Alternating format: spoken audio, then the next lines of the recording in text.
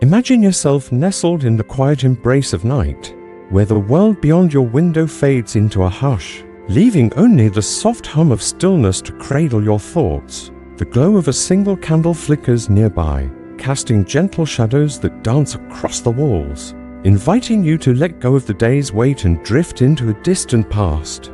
Tonight, we wander into the heart of medieval Christendom, along sun-scorched trails of the Holy Land, where the Knights Templar carved their legend in stone, steel, and whispered vows. Picture yourself standing at the edge of their world, the air thick with the scent of dust and incense, the faint clink of chainmail echoing in the distance, a world where faith and sacrifice wove a tapestry of duty so heavy it could crush the soul. This is not a tale of grand heroics or breathless battles, but a slow, deliberate journey through lives bound by unyielding discipline, where every step was a prayer, every sword a burden, and every silence a question left unanswered. As you settle deeper into your chair or bed, let the rhythm of this story carry you, like a river moving gently toward the sea, into the daily life of a Templar Knight, a life of stark simplicity, unceasing devotion, and a quiet struggle that whispers to you now across centuries, urging you to close your eyes and listen. Imagine yourself as a young man, perhaps no older than 20, standing in a shadowed courtyard. The year is 1130, and you've made a choice that will define the rest of your days. You are a Templar Knight, a member of the poor fellow soldiers of Christ and of the Temple of Solomon, a name that carries the weight of both heaven and earth. You were born a noble, perhaps a second son, with no hope of inheriting land, and you've traded silks and feasts for a life of austerity, your fine clothes replaced by a coarse woolen tunic, undyed, scratching against your skin. Your hair is shaved close, a mark of humility, and your worldly possessions are gone, given away as you took your vows. The world you knew, filled with laughter, music, and the promise of a family, has vanished, replaced by a rhythm of prayer, discipline, and the ever-present shadow of violence. Your life is no longer your own. It belongs to the Order, to God, to a purpose that feels both sacred and crushing. The air around you is cool, thick with the scent of damp stone and wax, as you stand in the preceptory, a fortified monastery that is both home and prison. Your day begins long before the sun rises, when the sky is a deep velvet, pierced by stars that seem to watch you with unyielding judgment. At 4 in the morning, a bell tolls, its low, resonant clang pulling you from your thin straw pallet laid directly on the cold stone floor. There's no blanket, no warmth, only the bite of the stone against your skin as you rise. Pulling on your tunic, stiff with the dust of yesterday's labor, you join your brothers in the chapel, your boots echoing softly on the flagstones, the air heavy with the faint sweetness of incense and a sharp tang of burning tallow. You kneel, your knees pressing into the unyielding floor, and begin the first of many prayers, the Lord's Prayer, spoken 13 times before dawn as the rule of the Order demands. Pater Noster, Quis in Celis, the words roll from your lips, their cadence familiar, almost hypnotic, blending with the murmurs of your brothers, each voice soft to preserve the sanctity of the moment. You are a monk, bound by vows of poverty, chastity, and obedience, but you're also a warrior, and the weight of that duality is a constant companion, a tension that pulls at your heart. The rule, written by Bernard of Clairvaux, governs every moment of your life. It tells you when to pray, how to eat, how to fight, even how to think. And you must obey without question, for doubt is a crack in the armor of faith. The chapel is dim, lit only by flickering candles that cast long shadows across the plain wooden cross on the altar, and you feel the weight of silence, heavy as the stone beneath you. After prayers, you move to the training yard, where the sky is just beginning to lighten, a faint grey creeping over the horizon. The air smells of dew and earth, and your boots sink slightly into the soft ground, damp from the night's chill. You grip a sword, its weight familiar but never light, and begin your drills, striking and parrying with a precision born of endless repetition. Your brothers move beside you, their faces etched with the same exhaustion, their movements steady but not graceful, for there is no room for flourish here, only the grim efficiency of survival. Your shield, marked with the red cross of the order, is heavy on your arm. It's scarred from countless blows, and you train with mace and lance as well, each weapon a reminder of the battles that await you. The sun rises slowly, its warmth barely cutting through the morning chill, and you feel the ache in your muscles, the sweat beading on your brow, mingling with the dust that clings to your skin. By mid-morning, you break your fast, but the meal offers little comfort. The rule forbids meat on most days, so you sit in a silent hall, eating a thin porridge of barley and water from a wooden bowl. The hall is quiet, for speaking during meals is forbidden unless a superior permits it, and you sit shoulder to shoulder with your brothers, their faces shadowed, their hands rough from gripping swords and reins. The porridge is gritty, its taste flat, but you eat slowly, savoring what little it provides. For hunger is a constant, a reminder that indulgence weakens the soul. You drink watered wine, sour and thin from a shared cup, its bitterness a small penance. There is no laughter, no stories, only the soft clink of spoons and the rustle of woolen robes, the rhythm of your life as unyielding as the stone walls around you. Your possessions are few, a tunic, a cloak, a belt, nothing more. Your sword and shield belong to the order, not to you, and even your horse, a powerful destrier bred for war, is not truly yours. The vow of poverty strips you bare, you carry no coins, no trinkets, no letters from home. And the absence of these things is a weight in itself, a reminder of what you've left behind. Your family, if you think of them, is a faint memory like a dream that fades with waking. You will never marry, never hold a child, never know the warmth of another's touch. Chastity is a vow that settles into your bones, a quiet ache that grows heavier with time. Some nights, as you lie on your pallet, the stone leaching warmth from your body, you wonder if this is truly God's will. A life so stripped of joy that even faith feels like a burden. The days are long, filled with more prayers, more training, and labor that keeps your hands busy and your mind from wandering too far. You mend armor, the iron cold and heavy in your hands, or sharpen blades. The grindstone's rhythm a steady drone that blends with the distant chant of prayers. You tend to the horses, their warm breath a contrast to the chill of the stables, their coats rough under your fingers. The rule demands this work, for idleness is the enemy of discipline, and you sweep floors, repair walls, or carry water from the well, each task leaving your hands rougher, your body more weary.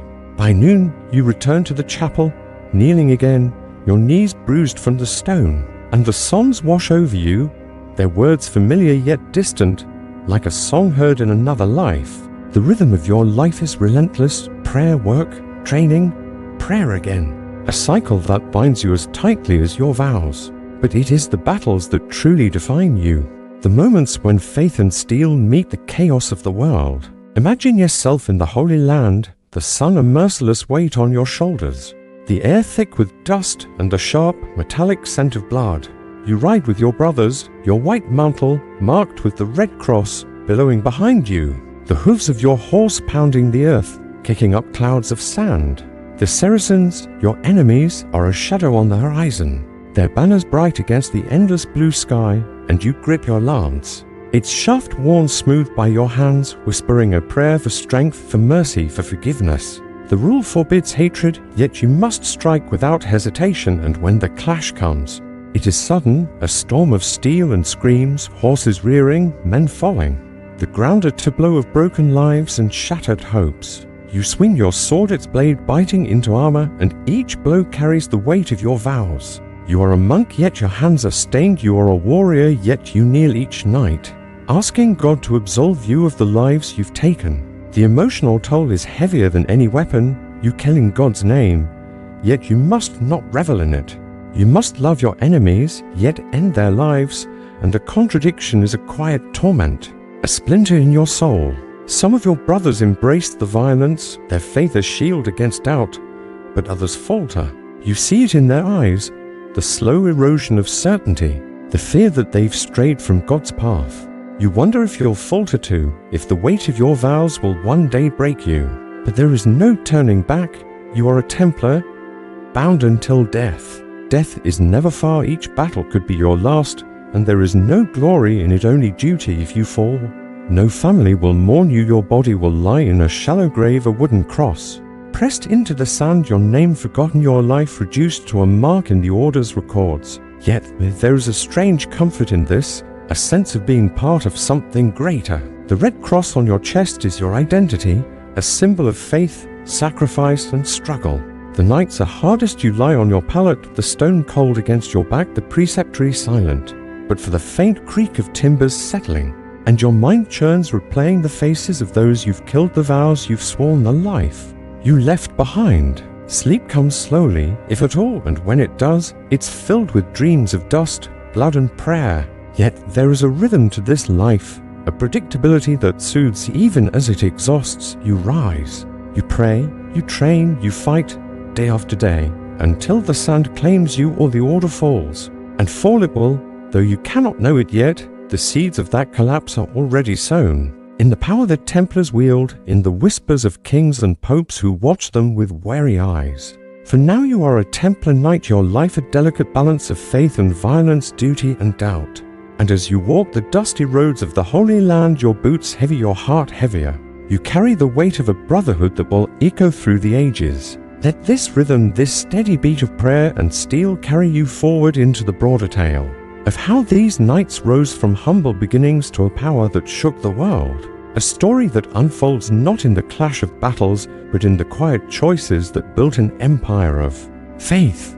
Picture yourself standing on a windswept hill in the Holy Land. The year is 1119, and the air carries the faint scent of olive groves and dust stirred by the footsteps of pilgrims, trudging along a dangerous road to Jerusalem. The First Crusade has ended, the city is in Christian hands, but the paths to it are perilous. Bandits and raiders lurk in the shadows, preying on the weary and devout. Into this world steps a small band of knights, 9 men led by Hugues de Payens, their armor patched, their purses empty, bound by a shared vision to protect those who seek salvation. This is the humble birth of the Knights Templar, an order that will grow from these modest beginnings to become a force that shapes kingdoms, only to fall in a blaze of betrayal and fire. Their story is not one of sudden triumphs, but a slow, deliberate rise built on faith, strategy, and a quiet accumulation of power. Let's walk through their journey, step by measured step, from the dusty roads of Jerusalem to the cold stone cells of their final days. In the early years, the Templars are little more than a band of protectors. Their mission simple yet daunting, to guard pilgrims traveling to holy sites. Hugues de Payens, a noble from Champagne, kneels before King Baldwin II of Jerusalem, offering his sword and his life to this cause. The king, seeing the value in their devotion, grants them a headquarters in the Al-Aqsa Mosque, believed to stand on the ruins of Solomon's temple, a name that will define them. The poor fellow soldiers of Christ and of the Temple of Solomon. They are poor in wealth but rich in purpose, their days spent patrolling rocky paths, their nights in prayer, their white tunics plain, unmarked by the red cross that will later become their emblem. Their poverty is no mere symbol. They share horses, mend their own armor, and rely on the charity of local lords, yet their resolve draws attention. By 1129, their mission catches the eye of Bernard of Clairvaux, a powerful monk whose words sway popes and kings. He champions their cause at the Council of Troyes, where the Templars are formally recognized as a military religious order, answerable only to the Pope. This is a turning point, the moment when their path shifts from survival to influence. Bernard crafts their rule, a code of discipline that blends monastic rigor with martial duty.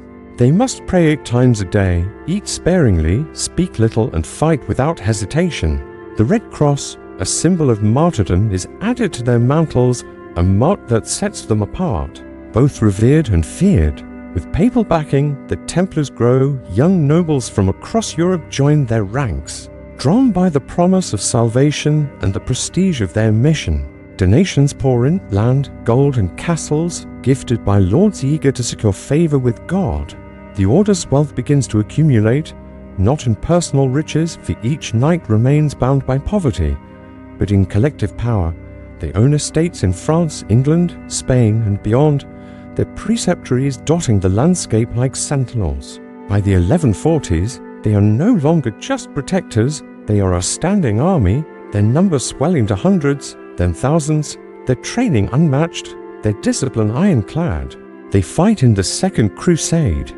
Their white mantles are stark contrast against the blood and dust of the battlefield. Their presence a rallying point for Christian forces. At battles like Mont Gizzard in 1177, they prove their worth, charging into Saracen lines with a ferocity tempered by faith. Their victories whispered across Europe, drawing more recruits, more donations, more power. Yet their role extends beyond the battlefield. They become pioneers of a new kind of wealth, one not carried in coin but in trust. Pilgrims, nobles, even kings entrust their gold to the Templars, who develop a system of credit and safekeeping, a precursor to modern banking. A pilgrim in Paris can deposit silver with the Templar preceptory, receive a letter of credit, and redeem it in Jerusalem safe from bandits. This innovation makes the Templars indispensable. Their network of strongholds a web of financial security stretching from London to Acre. By the 1180s, they are lending money to kings, managing estates for crusaders, and holding treasures for the church. Their wealth grows, but so does their influence. A double-edged sword that begins to draw envious eyes. The Battle of Hattin in 1187 is a dark moment. Saladin's forces crush the Christian army, and hundreds of Templars are captured, many executed, their bodies left beneath the scorching sun, a reminder of their mortality. Yet the order endures, rebuilding, fighting in the Third Crusade, their resolve unshaken. In Iberia, they aid the Reconquista, battling Muslim forces in Spain and Portugal, their castles becoming symbols of resistance. By the 13th century, the Templars are a power unlike any other. They own fleets of ships, control vast estates, and answer to no one but the Pope. Their preceptories are fortresses, their knights a blend of monk and soldier, their reputation a mix of awe and unease. Kings borrow from them, popes consult them, and commoners whisper tales of their wealth and secrecy. But power breeds suspicion, and the Templars' success sows the seeds of their downfall. By the early 1300s, their wealth and independence make them a target. King Philip IV of France, deep in debt to the order, sees an opportunity. He covets their riches, fears their influence, and resents their exemption from his taxes. The Church, too, grows wary, their loyalty to the Pope a challenge to secular authority. On Friday, October 13, 1307, the blow falls. Philip orders the arrest of every Templar in France, accusing them of heresy, idolatry, and worse. The charges are lurid, spitting on the cross, worshipping a mysterious head, secret rituals in darkened halls. Most are fabrications, but they stick. The Templars, caught off guard, are rounded up, their preceptories seized, their leaders imprisoned. Torture follows, confessions extracted through pain, knights admit to crimes they didn't commit, their words twisted to fit the king's narrative. Jacques de Molay, the Grand Master, is among them, his body broken in a Paris dungeon. Yet he recants his forced confession, proclaiming the order's innocence. In 1312, Pope Clement V, under pressure from Philip, dissolves the order, its properties confiscated, its legacy tarnished. On March 18, 1314, Jacques de Molay is burned at the stake. His final words a curse on Philip and Clement, both of whom die within a year, a coincidence that fuels legends. The Templars' fall is swift, their preceptories abandoned, their knights scattered, some joining other orders, others vanishing into obscurity. Yet their story doesn't end in flames, whispers persist, tales of hidden treasures, secret survivors, and mysteries buried in the ruins of their castles. The Templars' wealth, vast and unaccounted for, sparks rumors. Did they hide their gold before the arrests? Did they guard relics like the Holy Grail or the Ark of the Covenant? Questions linger, unanswered, as their fortresses crumble into the earth. Their banking system, their military might, their unwavering faith all fade into memory. Yet their shadow stretches long, touching the edges of history with a quiet persistence. The Templars were born in service, grew in power, and fell in betrayal. Their rise and fall a testament to the fragile balance of faith and ambition. As you stand on that windswept hill, the echoes of their hooves fading into the distance, let your mind drift to the secrets they left behind, to the treasures and truths that may still lie hidden. waiting in the shadows of their ruined halls, a story that invites you to wonder, to question, and to rest in the mystery of what remains unseen. Imagine yourself standing in the quiet ruins of a Templar preceptory. The year is 1320, a few years after the Order's fall, and the air is thick with the scent of damp moss clinging to ancient stones, their surfaces worn smooth by time, etched with faint crosses that seem to whisper secrets to the wind. The Knights Templar are gone, their preceptories seized, their leaders burned, yet their story lingers, not in the clang of swords or the rustle of their white mantles, but in the shadows of mystery they left behind, tales of hidden treasures, forbidden rituals, and a legacy that refuses to fade into the dust. As you stand among these crumbling walls, the world feels still the only sounds, the soft rustle of leaves and the distant call of a bird carrying you into a realm where fact and legend blur, where questions outnumber answers, and where the past invites you to drift through its mysteries without demanding you resolve them. Let's walk slowly through this twilight, exploring the secrets the Templars may have guarded, the treasures they might have hidden, and the whispers of their survival that echo through time, each step a gentle pull toward rest. The Templars' wealth was the stuff of legend even in their prime. Their preceptories, from Paris to Jerusalem, held gold, silver, jewels, and relics amassed through the generosity of nobles, the spoils of crusades, and their revolutionary banking system that made them the trusted keepers of Europe's riches. Pilgrims deposited coins with them before setting out for the Holy Land, receiving letters of credit redeemable far from home, safe from bandits, while kings and lords entrusted them with fortunes knowing their strongholds were as secure as any vault. By the 13th century their wealth was staggering, yet when King Philip IV of France wrested them, on that fateful Friday in 1307 he found their coffers strangely empty, the vast treasures rumored to fill their halls were gone, sparking tales that the Templars had foreseen their betrayal and acted to protect their riches. Some say they hid their gold in secret chambers beneath the Temple Mount in Jerusalem, where they had dug in their early years. Others whisper of ships slipping out of La Rochelle under cover of night, their holds heavy with coin, and relics sailing to destinations unknown, perhaps Scotland, perhaps beyond the known world. The idea of a hidden Templar treasure is compelling, not just for its material value, but for what it might include.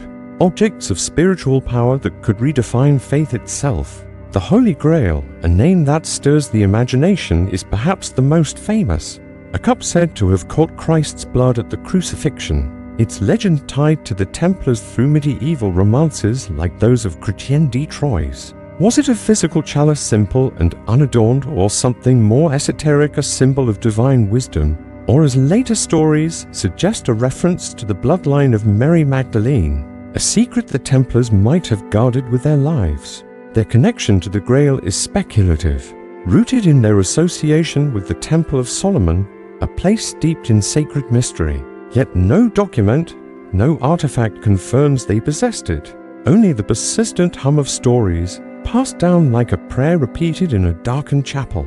Another relic, the Ark of the Covenant, is linked to them through their excavations beneath the Temple Mount, where they searched for holy treasures in their earliest days. The Ark, said to hold the 10 Commandments, was a symbol of God's covenant, its power so great it could turn battles or shake empires. And some believe the Templars found it, hiding it in a vault known only to their inner circle. But the tunnels beneath Jerusalem, a maze of stone and shadow, have yielded no trace, only silence that fuels the imagination. Other treasures are less divine, but no less valuable. Reliquaries containing splinters of the true cross, bones of saints, or ancient texts, each a draw for pilgrims and a source of wealth for the church. The Templars, as guardians of such relics, were keepers of secrets, their vows of silence ensuring that whatever they found remained hidden, even from their own brothers. This secrecy bred suspicion, for in their private rituals and closed ranks, the world saw something more, something forbidden. When Philip accused them of heresy, he claimed they worshipped a mysterious head, perhaps Baphomet, a name later tied to occultism, or a skull, maybe John the Baptist's, used in rituals to commune with the divine. These charges were likely invented, twisted from tortured confessions, yet they took root, feeding legends that the Templars held knowledge beyond the Church's teachings. The idea of Baphomet, a figure shrouded in mystery has no clear origin. Some say it was a corruption of Muhammad's name, a slur against their enemies. Others see it as a coded reference to wisdom or power. But no evidence supports these claims, only the whispers that followed their fall.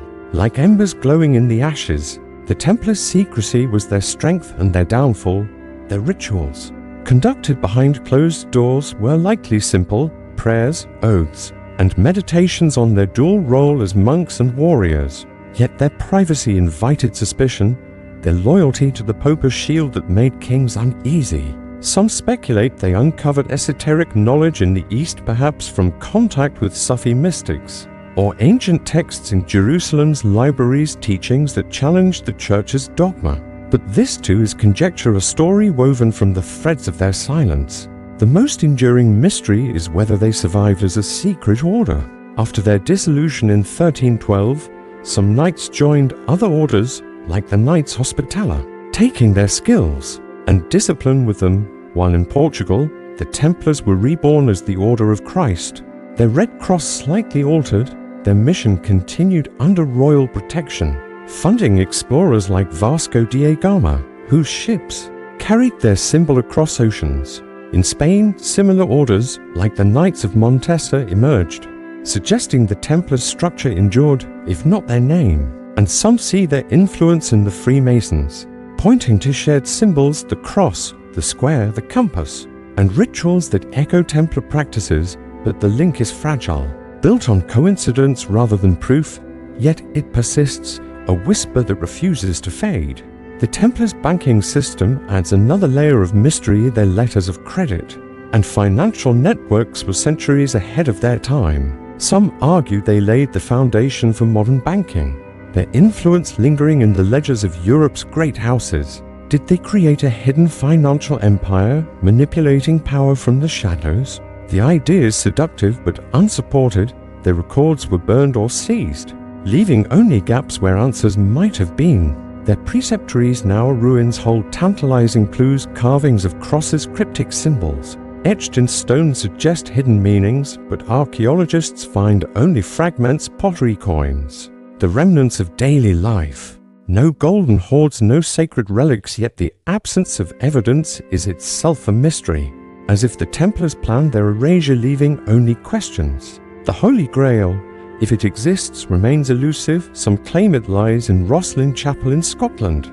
Its intricate carvings a coded map. Others say it was lost in the Holy Land. Buried in the sands of time, the Ark, if found, is hidden still.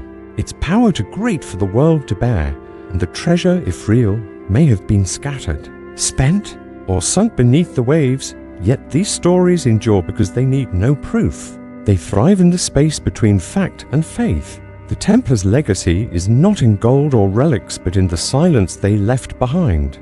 A silence that invites you to wonder, to imagine, to drift through possibilities without needing answers. Their rituals, their treasures, their survival, all are questions that linger like the scent of incense in a forgotten chapel. They ask you to ponder, not to solve, to let the mystery be a comfort rather than a puzzle. As you stand in these ruins, the wind soft against your skin, the stones cool beneath your touch, you feel the weight of their absence, not heavy, but soothing. A reminder that some truths are meant to remain hidden, to be contemplated in the quiet moments before sleep.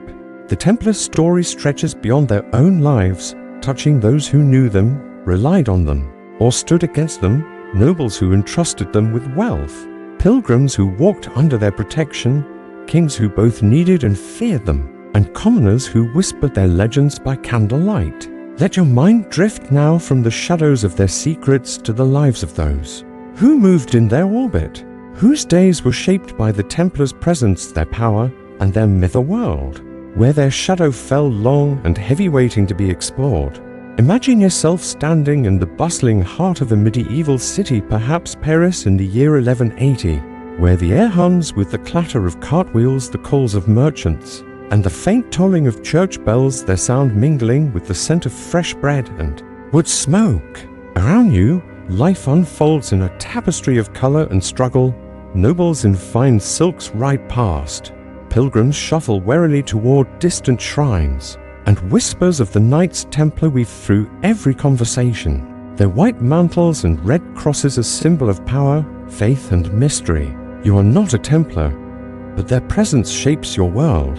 Whether you're a noble entrusting them with your wealth, a pilgrim relying on their protection, a Muslim general facing their unyielding resolve, a king both needing and fearing their influence, or a commoner spinning tales of their secrets by a flickering hearth, the Templars are a thread that binds this world together, their shadow following across every life, from the highest courts to the dustiest roads. And as you move through this city, you feel their weight, not oppressive, but constant like the rhythm of your own breath. Let's drift through their world, seeing it through the eyes of those who knew them, fought them, or lived in their orbit. Each perspective a quiet reflection on a brotherhood that was both revered and feared.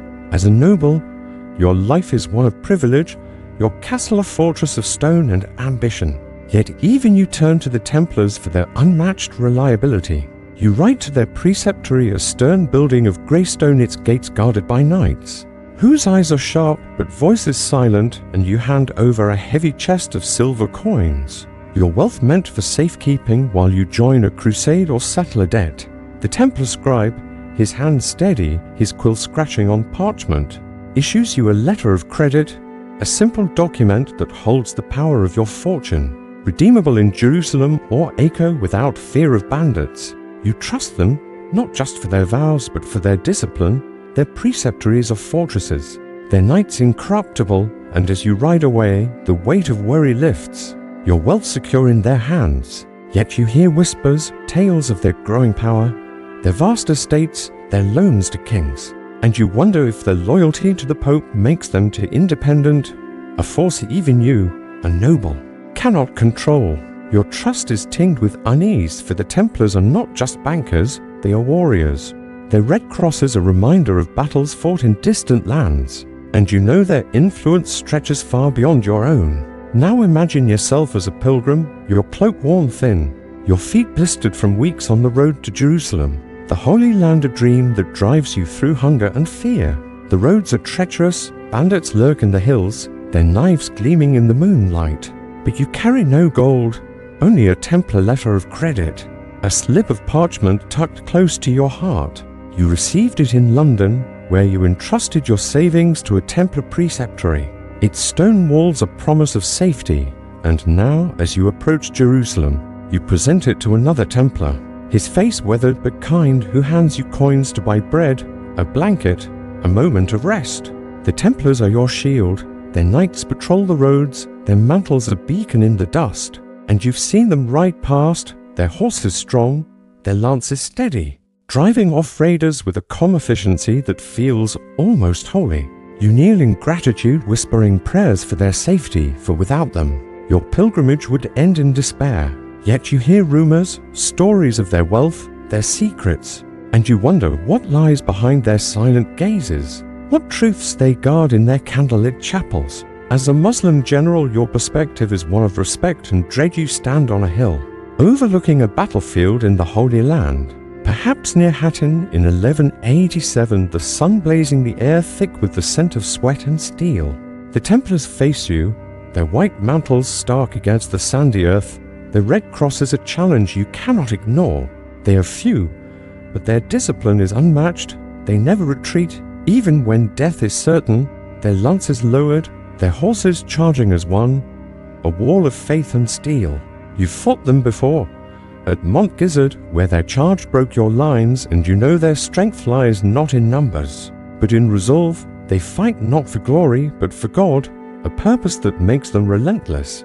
You respect their courage, even as you curse their stubbornness, for they are warriors who pray like monks, their lives a mystery you cannot unravel. When you capture them, as you did at Hatton, they refuse to renounce their faith, choosing death over dishonor. Their bodies left beneath the sun, a testament to their unyielding spirit. Yet you hear tales of their wealth, their banking houses, their influence in distant courts, and you wonder if their true power lies not in their swords but in the gold they command, a power that reaches even into your own lands. As a king, perhaps Philip IV of France in 1307, your relationship with the Templars is a delicate dance of need and resentment. You sit in your palace, your coffers empty, your walls draining your treasury, and you turn to the Templars for loans, their preceptories, a source of gold. You cannot refuse. They lend generously, their terms fair, but their independence great, they answer only to the Pope. Their wealth exempt from your taxes, their knights a private army within your kingdom. You rely on them, sending your treasures to their vaults for safekeeping, using their letters of credit to fund your campaigns. Yet you fear them, their power rivals your own, their loyalty to a distant pontiff a threat to your crown. You hear whispers of their secrets, rituals in hidden chapels, treasures buried in far-off lands, and you wonder if they plot against you, their silence a wall you cannot breach. By 1307, your debts to them are crushing, your envy sharper, and you act, ordering their arrest, accusing them of heresy, idolatry, sins you know may be false, but serve your purpose. You seize their preceptories, burn their leaders, dissolve their order, yet even in their fall, you find no treasure, only empty vaults and unanswered questions, their shadow lingering like a stain on your reign. As a commoner your life is one of toil, your hands rough from ploughing fields, your nights spent by a fire in a cramped village hut, yet the Templars are a constant presence. Their castles looming on distant hills, their knights riding through your village, their mantles white as snow, their crosses red as blood.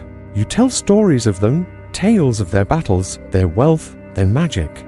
You whisper of the Holy Grail, hidden in their vaults, or of secret rituals that grant them power over kings. You've seen their preceptories, their stone walls a world apart from your wooden home, and you've heard of their banking, how a pilgrim can carry a letter instead of gold, a marvel you cannot fathom.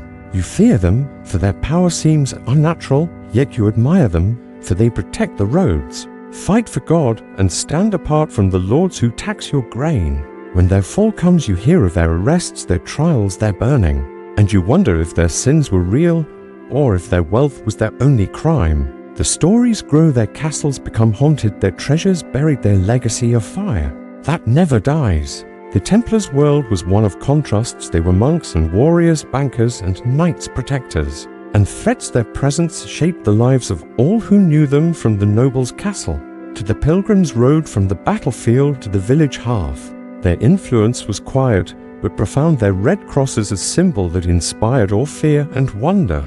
And as their order faded, their shadow remained etched in stone, whispered in tales, preserved in the memories of those who lived in their time. Now as you stand in this medieval city, the air soft with the scent of evening, the bells tolling a gentle rhythm, let your mind drift from the lives they touched to the broader tapestry of their story, a tale of faith, power, and mystery that carries you toward rest, toward a quiet reflection on a world long gone, where the Templars' legacy lingers like a candle's glow, inviting you to close your eyes and let the past fade into the comfort of sleep. Imagine yourself seated by a quiet hearth, the fire reduced to glowing embers, casting a soft amber light across a room of worn stone, the air carrying the faint scent of wood smoke and wax, as if the walls themselves hold the memory of centuries past. The story of the Knights Templar has unfolded before you, a journey through their austere lives, their rise to power, their enigmatic secrets, and the many lives they touched, from nobles to pilgrims, from kings to commoners. Now as the night deepens, let's draw this tale to a close, not with grand declarations or startling revelations, but with a gentle reflection on the Templars' world, a world of faith, duty, and mystery. A world that feels distant yet strangely familiar, its echoes lingering like the last notes of a chant in a deserted chapel. The Templars were a paradox, monks who wielded swords, warriors who knelt in prayer, men who owned nothing yet controlled vast wealth. There lives a delicate balance between the spiritual and the temporal, a balance that both defined them and led to their fall. As you sit by this fire, imagine the rhythm of their days, the tolling of bells at dawn, the weight of a sword in hand, the whispered prayers in a candlelit hall, each moment a step in a dance of devotion and discipline. Their vows of poverty, chastity, and obedience stripped them of personal desires, yet gave them a purpose that burned brighter than any crown. They were men who lived for something greater. Their red crosses a symbol of sacrifice, a reminder that their lives were not their own. Yet their story is not just one of hardship, it's also one of connection. They link the courts of Europe to the sands of the Holy Land, carrying gold, faith, and dreams across continents. Their preceptories were beacons of trust. Their letters of credit a promise kept, their knights a shield for those who walked in pilgrimage. They were both revered and feared, their power a light that cast long shadows, shadows that stretched into the lives of those who knew them, shaping history in ways both seen and unseen. Consider the noble entrusting his fortune to their care, riding away with a letter that held his wealth, or the pilgrim, weary and worn, finding safety under their watchful eyes, their white mantles a sign of hope. On a dangerous road, think of the Muslim general facing their unyielding charge, respecting their courage, even as he mourned his own losses, or the king, borrowing their gold while plotting their downfall. Caught in a web of need and envy, and picture the commoner spinning tales by a village fire, their stories weaving the Templars into legend, a blend of awe and suspicion that outlived their order. The Templars were a bridge between worlds, between the sacred and the secular, between the battlefield and the chapel. Their influence a thread that wove through the fabric of their time, binding people together in ways they scarcely understood. Their rise was slow, born of humble beginnings, 9 knights guarding pilgrims on a dusty road. Yet their vision grew, supported by popes and kings, their preceptories sprouting across Europe, their wealth accumulating like sand in an hourglass. They became bankers, warriors, keepers of relics, their red crosses a symbol recognized from London to Jerusalem, yet their power was their undoing, their independence a threat, their silence a mystery that invited betrayal. When Philip IV struck on that fateful Friday in 1307, he sought their gold, their secrets, their downfall, but he found only echoes, empty vaults, and a legacy that refused to die. The Templars' fall was swift, their preceptories seized, their knights scattered, their grand master burned, yet their story endured, not in stone or gold, but in the questions they left behind. Questions that linger like the scent of incense in an abandoned hall. Did they hide a treasure, the Holy Grail, the Ark of the Covenant, or something less tangible, a truth too great for their time? Did they survive in secret, their rituals passed down through hidden orders, their influence shaping the world in ways we cannot see? These mysteries are part of their allure. They invite you to wonder, to drift through possibilities without needing answers, to let the past be a place of rest rather than resolution. The Templars' world was one of contrasts, faith and violence, poverty and wealth, openness and secrecy. Yet it was also a world of human striving, of men who sought to serve God, to protect the weak, to build something lasting even if it crumbled in the end. Their castles, now ruins, stand as silent witnesses, their stones weathered by rain and time, their carvings faded but not erased, each cross, each symbol a reminder of their presence. Their banking system, their letters of credit laid the groundwork for a world of commerce. We now take for granted their discipline, their courage set a standard that echoed through later orders. Their story a lesson in the fragility of power, the cost of faith, the persistence of myth. As you sit by this hearth, the fire's warmth, the contrast to the cool night air, let your mind linger on the Templars' legacy, not as a puzzle to solve, but as a story to hold, a story that carries the weight of their vows. The dust of their roads, the silence of their chapels. Their lives were hard, their battles fierce, their secrets deep, yet they lived with purpose, their days a rhythm of prayer and steel, their nights a quiet struggle with doubt and devotion. Compare their world to ours, where the challenges are different but no less real, where we seek meaning in our own ways, where we, too, balance duty and desire, faith and fear. The Templars remind us that history is not just a tale of kings and wars, but of ordinary lives shaped by extraordinary choices of men who gave up everything for a cause, who faced death with courage, who left behind a legacy that still stirs the imagination. Their story is a bridge to the past, a path that leads you back to their time, yet also forward, to the comfort of your own moment, to the quiet of this night, where the fire burns low and the world feels soft and still. Let the Templars' tale settle over you like a blanket, warm and familiar. Their struggles a distant echo, their mysteries a gentle hum that carries you toward rest. The bells no longer toll, The swords no longer clash, the preceptories stand empty. Yet their story remains woven into the stones, the stories, the dreams of those who came after. As you close your eyes, let the rhythm of their lives, the steady beat of their prayers, the soft clink of their armor fade into the background, blending with the crackle of the fire, the whisper of the wind, the quiet of your own breath. The Templars are gone, but their shadow lingers, a reminder that even in the hardest of times, there is meaning in devotion, in service, in the quiet moments that define a life. Let this story be your guide not to adventure, but to peace, to a place where the past is a comfort, where the questions need no answers, where sleep comes as gently as the night itself, carrying you into a world of dreams as soft as the embers before you.